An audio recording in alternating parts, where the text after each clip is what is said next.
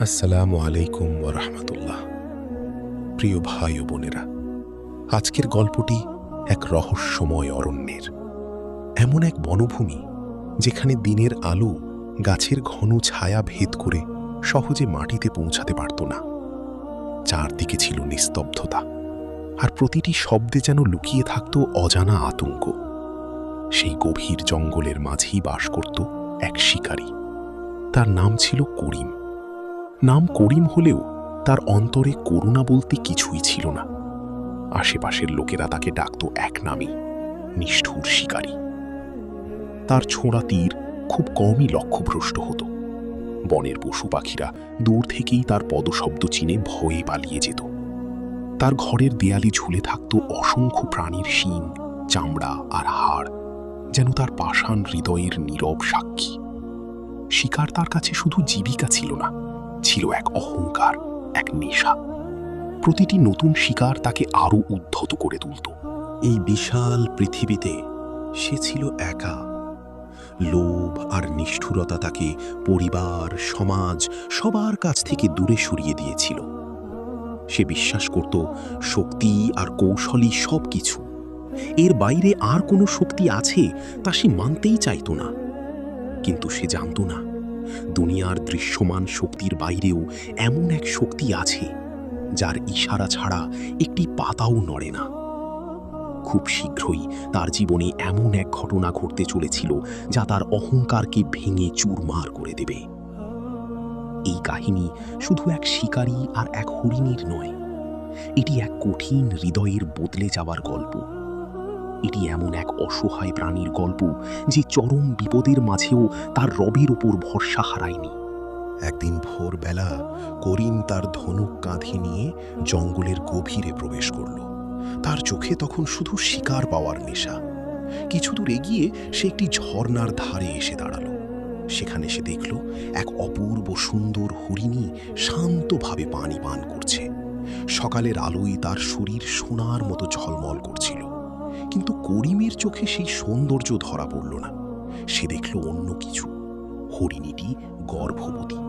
এই দৃশ্য দেখে একজন মানুষের মনে দয়া জাগার কথা ছিল, কিন্তু তার মনে জন্ম নিল দ্বিগুণ লোভ। সে মনে মনে বলল, একসাথে দুই শিকার, মা হরিণী আর তার গর্ভের সন্তান। হরিণীটি খুব সতর্ক ছিল। করিমের উপস্থিতি টের পেয়ে সে মুহূর্তেই বনের গভীরে মিলিয়ে গেল। কিন্তু করিমও পিছু ছাড়ার মানুষ নয়। সে কয়েকদিন ধরে হরিণীর পথ অনুসরণ করতে লাগল। শেষে সে ঠিক করল, তীর দিয়ে নয়, ফাঁদ পেতে ধরবে। এক দুর্গম পথে যেখানে হরিণীটি পানি খেতে আসত, সে একটি গভীর গর্ত খুঁড়ল। উপরে শুকনো পাতা আর ডালপালা দিয়ে ঢেকে দিল।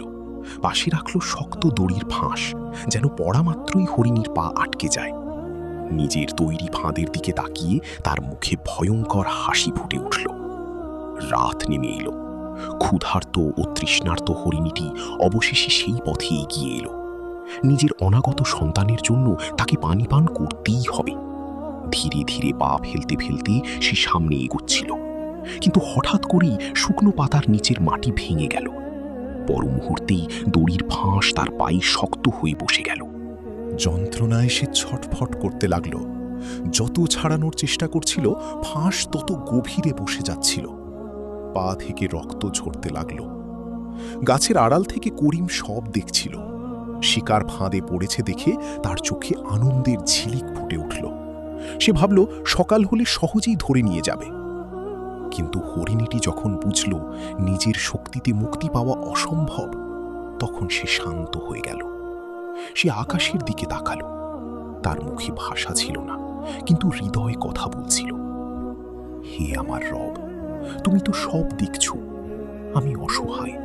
আমার গর্ভে তোমারই দেওয়া এক নিষ্পাপ প্রাণ। আমি নিজের জন্য চাই না, শুধু আমার সন্তানকে রক্ষা করো। তোমার রহমত সব কিছুর চেয়ে বড়। তোমার উপরই আমার ভরসা। এই দোয়ার পর হরিণীটির চোখে অদ্ভুত প্রশান্তি নেমে এলো।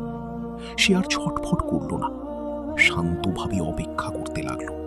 রাত আরো গভীর হলো। হঠাৎ করে চারপাশের পরিবেশ বদলে গেল। আকাশে কোনো মেঘ ছিল না, তবু প্রবল বাতাস বইতে শুরু করল। গাছপালা কাঁপতে লাগলো, পশু পাখিরা ভয়ে দৌড়াতে লাগলো। করিমের বুকেও অজানা আতঙ্ক নেমে এলো। এরপর আকাশে তীব্র আলো ঝলসে উঠল, সঙ্গে সঙ্গে বিকট শব্দে বজ্রপাত হলো। করিম ভয়ে কেঁপে উঠল। সে দেখল সেই বজ্রপাত সরাসরি এসে পড়েছে হরিণীর পায়ে বাঁধা দড়ির উপর। এক মুহূর্তে দড়ি পুড়ে ছাই হয়ে গেল। অবিশ্বাস্য ব্যাপার হলো, হরিণীর শরীরের একটি পশমও ক্ষতিগ্রস্ত হল না। করিম স্তব্ধ হয়ে গেল। তার জীবনের সব যুক্তি, সব অহংকার মুহূর্তে ভেঙে পড়ল। সে বুঝতে পারল এই ঘটনা কাকতালীয় নয়, এটা সেই মহান রবের পক্ষ থেকে সাহায্য যাকে সে কখনো মানতে চায়নি। হরিণীটি ধীরে ধীরে উঠে দাঁড়ালো। তারপর একবার শান্ত চোখে করিমের দিকে তাকালো। সেই চোখে না ছিল রাগ, না অভিযোগ, ছিল শুধু করুণা আর এক নীরব শিক্ষা। যেন সে বলছিল, তুমি শক্তিকে নিজের হাতে ভেবেছিলে, অথচ প্রকৃত শক্তি তো তোমার রবের। করিমের বুক কেঁপে উঠল, তার চোখ ভিজে গেল। সে প্রথমবার নিজের অন্যায় বুঝতে পারল। সে ধনুক ফেলে দিল, মাটিতে বসে পড়ল আর কাঁদতে কাঁদতে বলল, হে আল্লাহ, আমাকে ক্ষমা করো, আমি ভুল করেছি। সেদিনের পর করিম আর কখনো স্বীকার করেনি। সে বদলে গেল। নিষ্ঠুর মানুষ থেকে দয়ালু মানুষই পরিণত হল। মানুষকে বলতে লাগল, যে আল্লাহ অসহায় প্রাণীর দোয়া কবুল করেন, তিনি বান্দার তওবাও কবুল করেন। প্রিয় দর্শক, এই গল্প আমাদের শেখায়, দুনিয়ার সব দরজা বন্ধ হয়ে গেলেও আল্লাহর দরজা কখনো বন্ধ হয় না। সত্যিকারের ভরসা করলে তিনি এমন পথ খুলে দেন যা কল্পনারও বাইরে। ভিডিওটি যদি আপনার ভালো লেগে থাকে তাহলে চ্যানেলটি সাবস্ক্রাইব করে এই পরিবারের সদস্য হয়ে যান। লাইক, কমেন্ট ও শেয়ার করে আরও মানুষের কাছে পৌঁছে দিন। আল্লাহ হাফিজ।